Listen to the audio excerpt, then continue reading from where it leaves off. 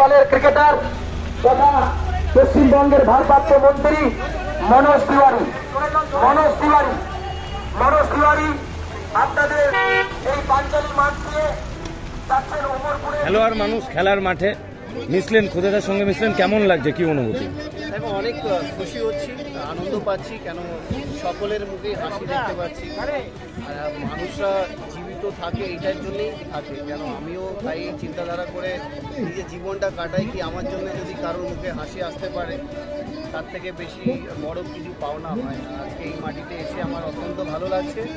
আর বিশেষ করে এই মহিলা মেয়েগুলো যারা খেলাধুলো করছে তাদের বোলিং অ্যাকশন দেখে বেশ ভালো লাগছে। আর এখান থেকে অনেক মেয়েরা আমাদের বাংলার হয়ে খেলছে, তো এটা একটা গর্বের ব্যাপার। আর আমরা জানি এখন আসল ক্রিকেটাররা বেরোয় গ্রাম অঞ্চল থেকে, আর আশা করছি ভবিষ্যতেও অনেক খেলোয়াড়রাও এখান থেকে বেরোবে।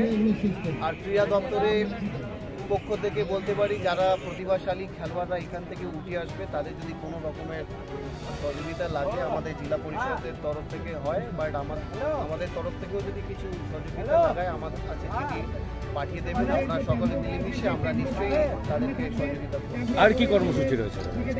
আজকে একটা রোড শো রয়েছে আমাদের প্রার্থী বসুন্ধাকে নিয়ে, আর ওই রোড শোটা করার পর তো খেলাধুলোর সঙ্গে যারা সিরিয়াসলি এগোতে চায় তাদের জীবনে খেলাকে নিয়ে তাহলে পরিশ্রম করতে হবে আর বিশ্বাস রাখতে হবে তাদের নিজের ওপরে। কেউ সত্যিকারের যদি বড় হতে চায় ক্রিকেট ফিল্ডে তাহলে পরিশ্রম করলে, বিশ্বাস রাখলে নিশ্চয়ই এগোবে। আর আমাদের সরকার, রাজনীতির কথা যদি বলি, আমাদের সরকার কোনোদিন খেলার মধ্যে রাজনীতি আনে না, কিন্তু আমাদের বিরোধী দল যারা আছে বিজেপি, তোমরা সকলেই আজকের দিনে দেখতে পারো বিসিসিআইর মধ্যে যিনি সেক্রেটারি হয়ে আছেন তিনি হচ্ছেন আমাদের দেশের হোম মিনিস্টারের ছেলে। তো ওরাই কিন্তু রাজনীতিটাকে খেলার মধ্যে নিয়ে এসছে। আর অন্যদিকে দিদি কোনোদিন রাজনীতিটা খেলার মধ্যে রাজনীতি আনে না। তো এটাই পরিষ্কার মানুষের কাছে, এখন দেশের মানুষের কাছে কি খেলাটাওকে তারা ছাড়েনি। তো এটা অনেক দুঃখ। আর বাট আমাদের মাননীয় মুখ্যমন্ত্রীর অনুপ্রেরণায় আমাদের প্রিয় দাদা অভিষেক বন্দ্যোপাধ্যায় নির্দেশে আমরা সকলেই মিলেমিশে এগিয়ে যাচ্ছি। আমাদের সব ধর্মের মানুষরা একসঙ্গে আসে, আজকে দেখতেই পাচ্ছ। এটা এই আনন্দ করেই আমরা এগোচ্ছি।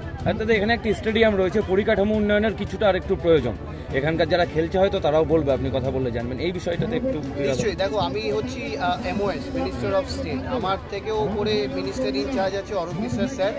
নিশ্চয়ই আমি এই বিষয়টা ওনাকে জানাবো, তারপরে যা ডিসিশন উনি নেবেন কীভাবে এগোতে হয় আলোচনা করে চেষ্টা করব স্যারকে কনভিন্স করার।